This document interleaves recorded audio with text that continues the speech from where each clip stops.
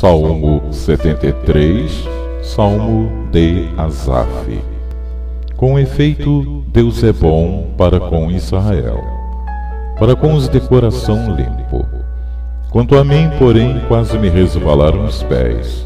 Pouco faltou para que se desviassem os meus passos, pois eu invejava os arrogantes ao ver a prosperidade dos perversos. Para eles não há preocupações, o seu corpo é sadio e nédio. Não partilham das canseiras dos mortais, nem são afligidos como os outros homens. Daí a soberba que os cinge como um colar, e a violência que os envolve como um manto. Os olhos lhes saltam da gordura, do coração lhes brotam fantasias. Motejam e falam maliciosamente, da opressão falam com altivez. Contra os céus desandam a boca, e a sua língua percorre a terra. Por isso, o seu povo se volta para eles, e os tem por fonte de que bebe a largos sorvos. E diz: como sabe Deus? Acaso há conhecimento no Altíssimo?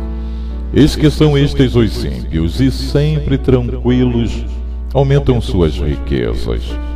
Com efeito, inutilmente conservei puro o coração, e lavei as mãos na inocência. Pois de contínuo sou afligido, e cada manhã castigado. Se eu pensar em falar tais palavras, já aí teria traído a geração de teus filhos. Em só refletir, para compreender isso, achei muito pesada a tarefa para mim, até que entrei no santuário de Deus, e atinei com o fim deles. Tu certamente os pões em lugares escorregadios e os fazes cair na destruição. Como ficam de súbito assolados, totalmente aniquilados de terror. Como ao sonho, quando se acorda, assim, ó Senhor, ao despertares, desprezarás a imagem deles. Quando o coração se amargou e as entranhas se me comoveram, eu estava embrutecido e ignorante, era como um irracional a tua presença. Todavia, estou sempre contigo. Tu me seguras pela minha mão direita. Tu me guias com o teu conselho e depois me recebes na glória. Quem mais tenho eu no céu? Não há outro em quem eu me compraza na terra. Ainda que a minha carne e o meu coração desfaleçam, Deus é a fortaleza do meu coração e a minha herança para sempre. Os que se afastam de ti, eis que perecem. Tu destróis todos os que são infiéis para contigo. Quanto a mim, bom é estar junto a Deus. No Senhor Deus foi o meu refúgio, para proclamar todos os seus feitos.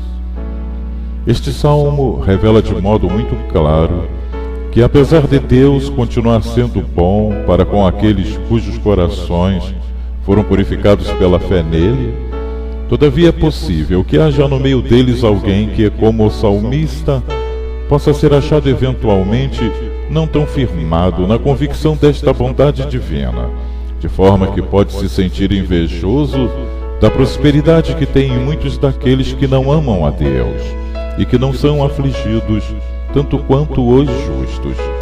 Este é um fato inegável, que tal prosperidade dos ímpios produz inveja e incomoda a muitos que não estão firmados na fé e no seu amor pelo Senhor, por não terem aprendido a se gloriarem como Paulo em todas as circunstâncias, até mesmo a sentir prazer nas injúrias, nas necessidades e nas perseguições por amor de Cristo.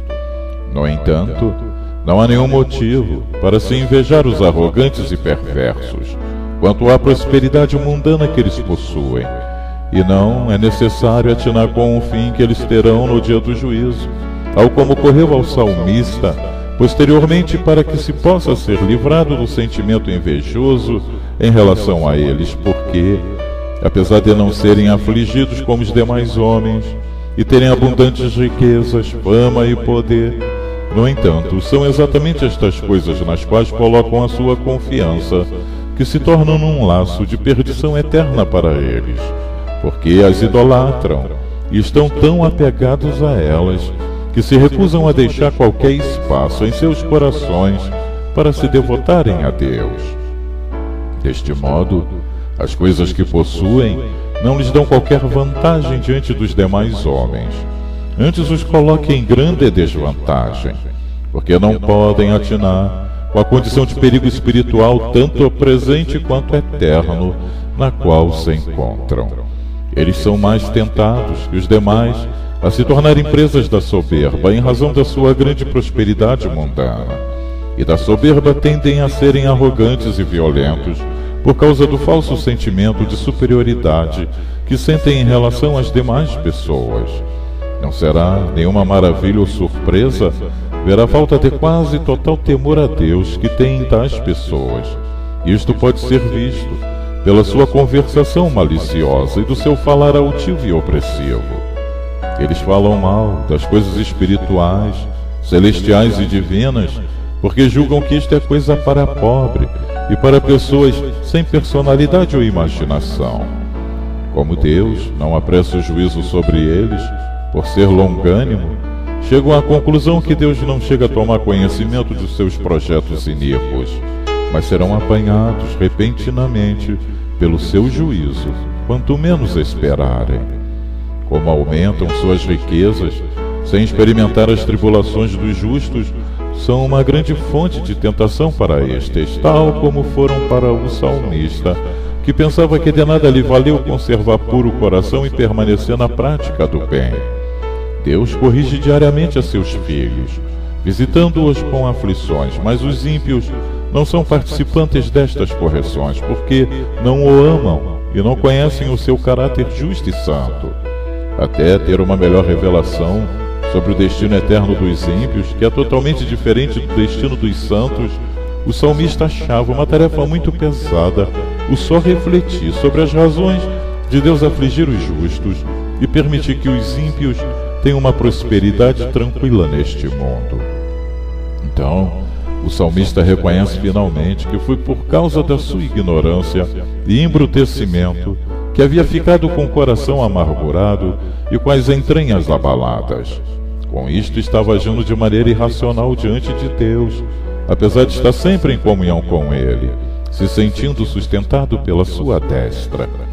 Deus instrui seus filhos até conduzi-los à glória do porvir, mas os ímpios não têm qualquer participação nisto.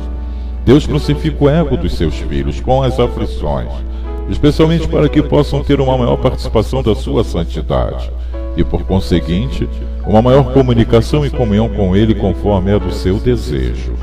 Afinal, é Ele próprio todo o motivo de alegria de seus filhos na terra e a porção deles no céu. O salmista havia aprendido finalmente esta grande lição, de que não importa que o nosso coração e a nossa carne desfaleçam por causa das aflições, porque Deus é a fortaleza do nosso coração e herança eterna. Quando somos fracos, então Ele tem a oportunidade de nos mover segundo a sua própria